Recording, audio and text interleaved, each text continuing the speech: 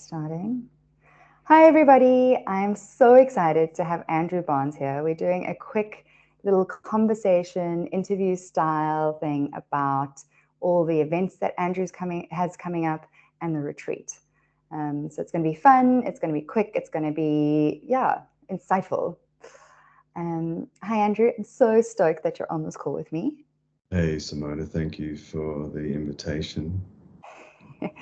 So I was on retreat with Andrew Barnes 4 years ago, just before lockdown. Um, I stumbled onto his retreat, made all the effort to get there because I just finished another one and I was like absolutely thirsty for this information. And Andrew and I are so lucky that he got locked down in South Africa and I got to spend even more time with him and formulated a friendship that I find is very dear to me. So I'm very excited to have him back in the country. The other thing about Andrew that I'm super excited about is Andrew brings in this information and education around sexuality and the teachings and also the mystery, which I think is a beautiful combination. For me, my logical mind needs this information to feel safe and to drop my skepticism, and then I can go into these beautiful expanded states. So Andrew, thank you so much for everything that you've brought to the field. How many years have you been teaching now? Oh, probably 25 years, something like that, maybe. Maybe a little more, a little less. Yeah, it definitely comes through in your teachings. Whenever I tell people about your retreats, you're definitely one of the strongest facilitators I've ever come across. Oh, So yeah, I'm totally fangirling over here. I think you're glad amazing. you had a positive experience. That's good. So when Andrew and I were preparing for this call, I was prepping some interview style questions, and he's like, Simona, please don't ask me what my favorite color is. It's totally not my vibe. We had a whole laugh about it. So Andrew, what is your favorite color? It's pink, actually. Magenta. Great. Oh, okay, so quite a vibrant pink then. Yeah. Okay, so let's get into the work. You're coming to South Africa, and we're super lucky to have you not just for the retreat, but for these 3 events that lead up to the retreat. This is super special. Yeah, looking forward to it. I love being in SA. I've been coming there now, I think, for 14 years. That's an established amount of time, which Yeah. means I can only imagine how many South Africans' lives you've changed.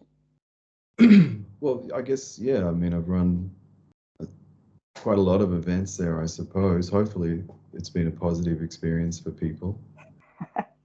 Such a humble man you are. Okay, so let's get into what is coming up. So we've got 3 events leading up to the retreat. The first event is a tantric de-armouring and a live demo. Tell us Yes. more about that.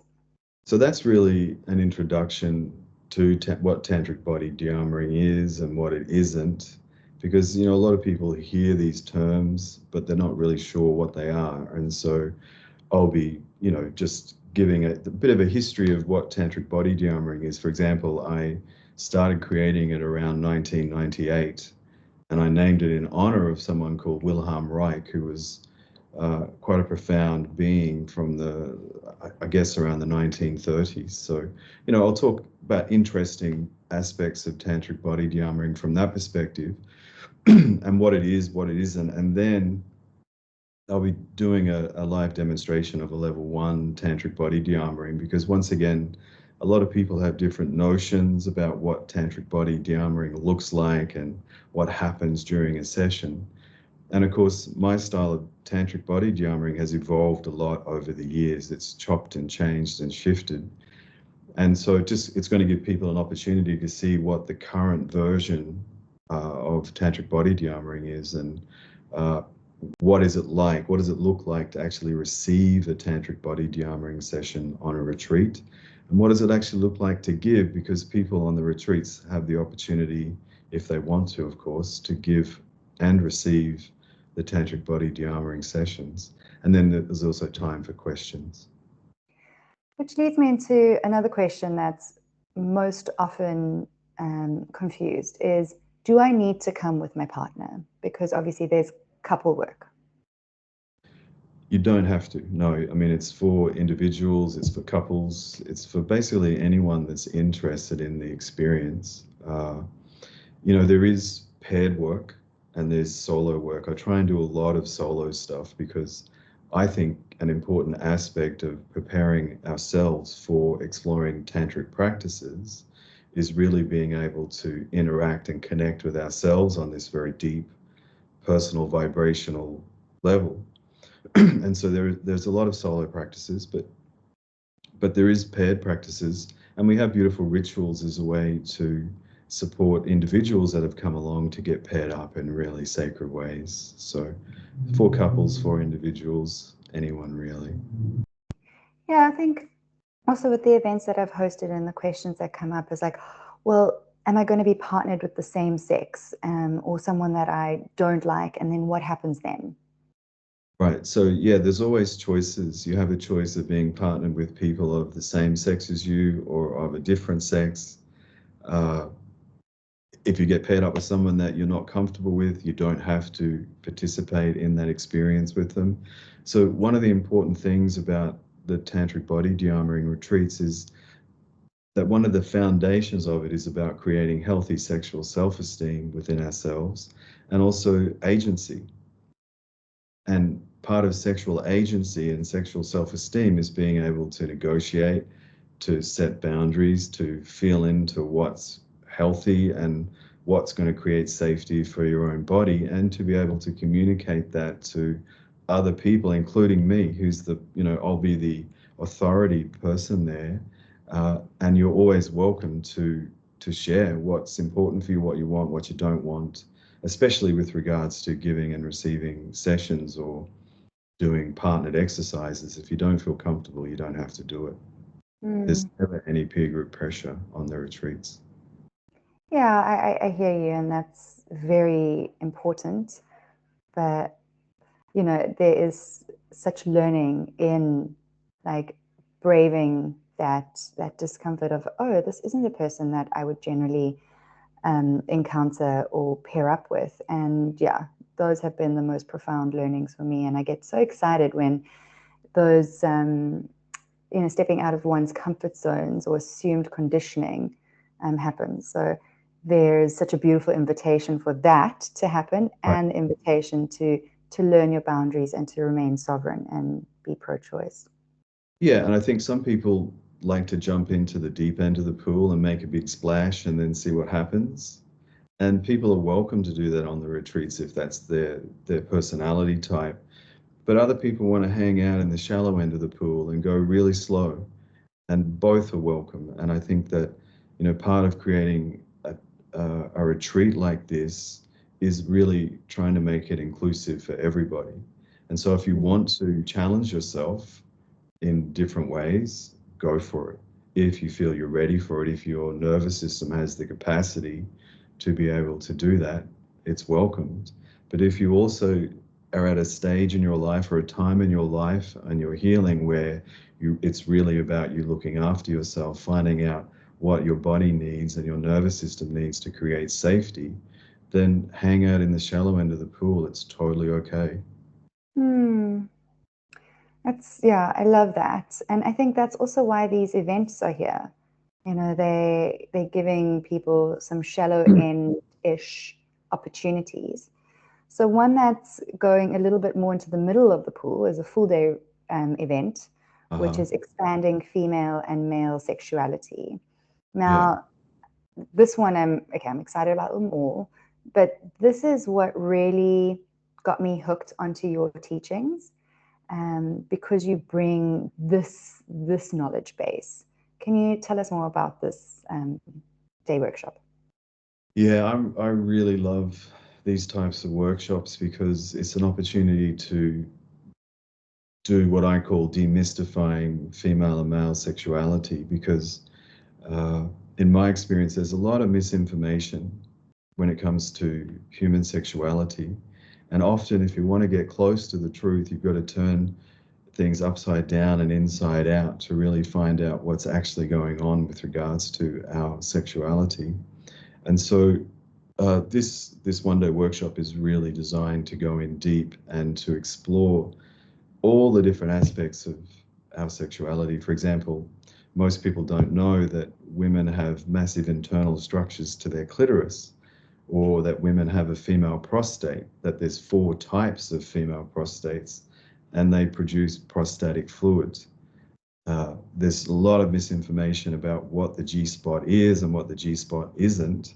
And so this talk really demystifies everything about the G-spot and makes it very, very clear and simple to understand. And then, of course, there's female ejaculation and squirting. And there's so much misinformation, once again, about these topics. So the talk will really, really make it clear what each fluid is, where they come from, what makes them activated, and what are their purposes for pleasure, for reproduction, for female health. Like it's so fascinating, all of these different topics. And this actually comes from my latest book that I just finished called Demystifying Female Genitalia, which is like it's a confluence of scientific insights and historical chronicle around female sexuality. So there's a lot packed into that. And then, of course, we move into male sexuality, and we really explore male sexuality from more of an emotional and a spiritual perspective, because everything is out there about the male body. It's all in textbooks, where in fact with females, most of the information about their bodies is not in textbooks. So with males, we will go deeply into this emotional component, which can cause a lot of male sexual problems like premature ejaculation, erection problems, but also porn addictions, and also what I call their addiction to ejaculation, which I think is a major pandemic around the world, and it causes lots of problems in relationships. And so we'll be unpacking what that actually means, what's caused it, and what are the actual solutions for men if they want to really explore deepening their sexuality into being like a really integral part of their spirituality, which in my experience, most people, females and males, or anyone from any gender, is really longing for, is this deeper connection to life, this deeper connection beyond, this world that we find ourselves living in with our day-to-day things that we have to do. I really think that when we deepen into our understanding of sexuality, not just from a mental perspective, but also in the body and in a vibrational way, like we really start to unlock parts of ourselves that have been dormant living in the world, the type of world that we're living in. And so the one-day workshop gives people a little bit of a taste of that, because after we do the talks about the female and male sexuality, we're going to move into, I'm going to be doing a demonstration around how to move energy through the body with someone, orgasmic energy through their bodies. And then people are going to have a taste of what I call the heart-centered sexuality meditation, which we do the full meditation on the Tantric Body De-armouring retreats, but people have a taste of doing some Kundalini yoga, which is designed to strengthen our nervous system so that we can tolerate more pleasure. And I know that sounds a bit strange saying tolerate more pleasure, but most people's nervous systems can only handle very small amounts of pleasure. The average orgasm, peak orgasm, lasts for maybe 10, 15 seconds. The average American married couple has sex for 7 minutes. And, for most people, that's just not enough time to move into what I call a sexual meditation, where our body can really open up to feel the flow of energy through every cell in the body. And so for people that are wanting to really explore tantric practices in their relationships, they really need to prepare their nervous systems for this new type of pleasure, to be able to tolerate expanded states of pleasure that could go for 10 minutes or 30 minutes or 2 hours of being in these full body energy orgasmic states. And so the afternoon of the one-day workshop will be a taste of what these meditations are.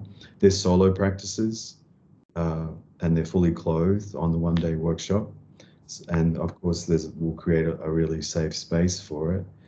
So people can just explore and get a real sense. And they'll also be able to take the Kundalini yoga meditation home and use it as a practice if they want. Oh my gosh, what a beautiful transmission. Oh, good. Yeah, gosh, I just got taken straight back to Bodhikaya, sitting there and listening to your teachings and just absorbing all of this and feeling like, wow, I'm so grateful that there is a teacher teaching us this. So thank you for that transmission. It really gave a true reflection of what is to be expected and expanded on at the retreat. And so then we have the last, the finale before the retreat, which is Cacao Dance Breath in the Orgastic Breath Dance Meditation. It's quite a mouthful. Yeah, it's quite a mouthful. Cacao Orgastic Breath Dance Meditation. All the things. How much pleasure can you handle? So as we were chatting, orgastic is a very unique word. I think most of us on this call understand cacao. We know what dance is, breath. Like, how are these all combined, and what is orgastic breath? Yeah, I love this workshop because it incorporates everything that I find really fascinating. You know, chocolate, it's self-explanatory, and then breath, sound, and movement. And you know, if we want to explore being in a different way, experiencing ourselves in a different way, then we need to be in a different way. And the way that we explore that is through breath, sound, and movement. And so the cacao dance I'll be supporting people to explore moving their body in new and free types of ways, which can open up the energy channels in our body and release physical and emotional stress. And then after we've had this really amazing, uplifting, you know, sort of almost at times euphoric type of dance, then we can move into a type of sensual breathing meditation, which is once again a solo practice. And on this workshop, it'll be fully clothed. But it's really about exploring moving into what I call orgastic states, which is not really orgasmic states, but more about cultivating this high vibrational energy throughout every cell in their body. Like, you know, we often talk about chakras and these 7 chakras that are in different areas of our body, but in my experience, when we go into these expanded, altered states of consciousness, every cell in our body actually has the potential to become a chakra. And every cell in our body has the potential to vibrate at this orgastic frequency. And because of that, we can go into these very deep and meaningful altered states of consciousness in something like a cacao orgastic breath dance meditation, just by learning how to move this vibrational energy through our bodies. It's a beautiful experience, and it's also a lot of fun. That's why also I like to do it. Who doesn't like to dance, drink cacao?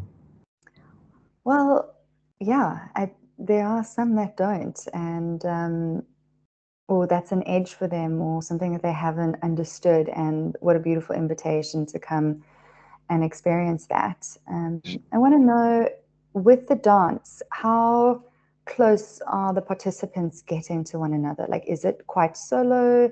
Is it heavily facilitated? Could you speak more into the dance? Yeah, so the first part of the cacao dance, I'll be facilitating it to bring people into a particular experience. And obviously, I'll talk about boundaries and agreements. And then it'll become a free-form dance for a period of time. And then we'll move into the breathing, and I'll guide people into, you know, how to do the breathing in the sensual meditation. So most of it is solo. Of course, if you're coming there with someone, you can definitely, you know, connect and dance and have as much fun as you want. If you want to connect and dance with other people, you totally can.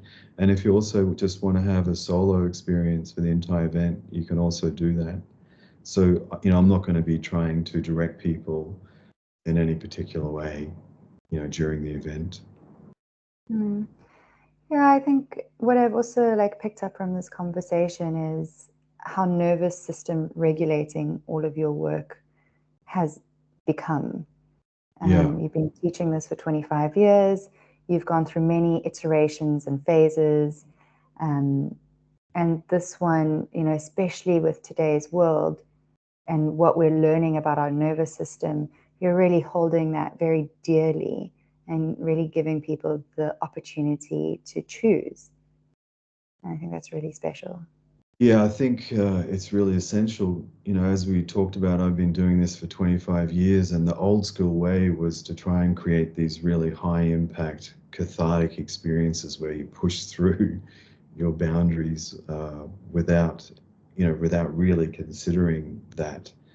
And of course, over the last several years, I've done a lot of upgrades. I've, you know, participated in an amazing, powerful accountability process and done a lot of upgrading around being trauma informed and really understanding the nervous system.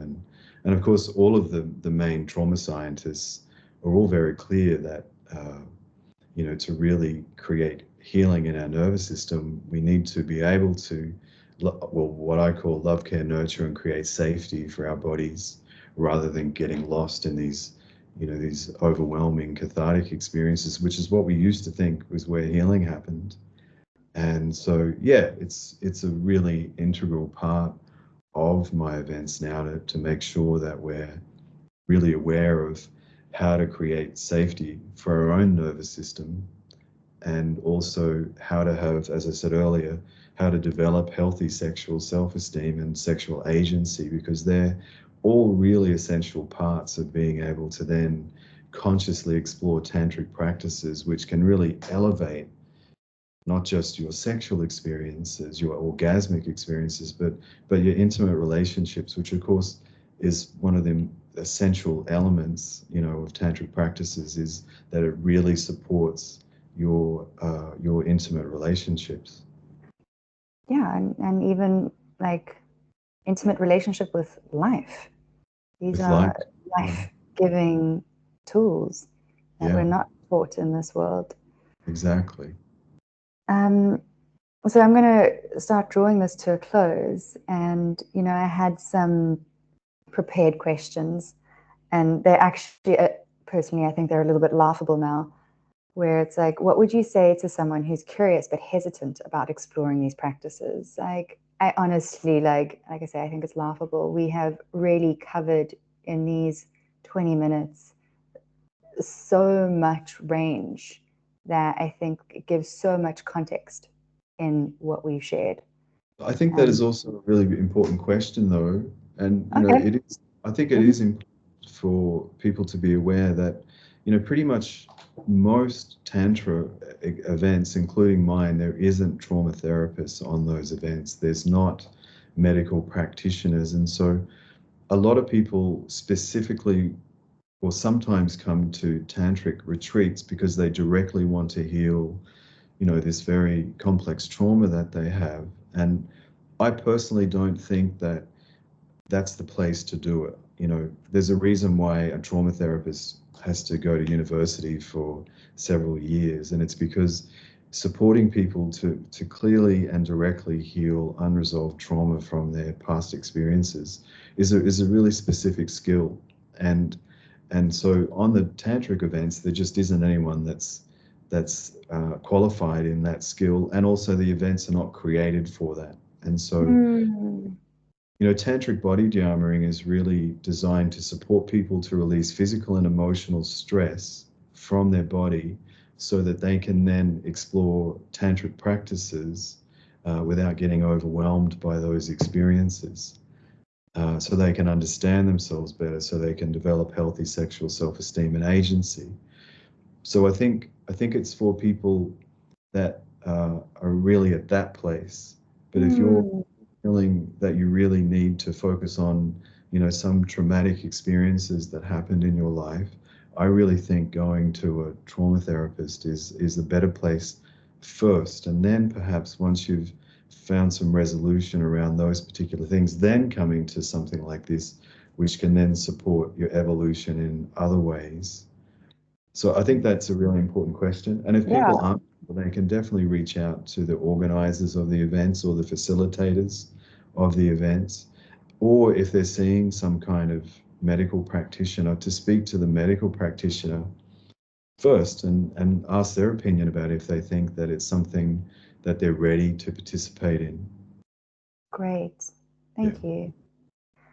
So I think on that note, if this conversation has sparked curiosity, you're more than welcome to reach out to myself or Rianne to answer any questions. And yeah, we are so excited to have you back in South Africa. Yeah, I'm really looking forward to it. Having all these participants, really expanding into this yumness, this potential, this possibility that is available. Yeah. So thank you. Thank you, Great. Simona. Yeah, I'll talk to you later. Yeah, see you soon.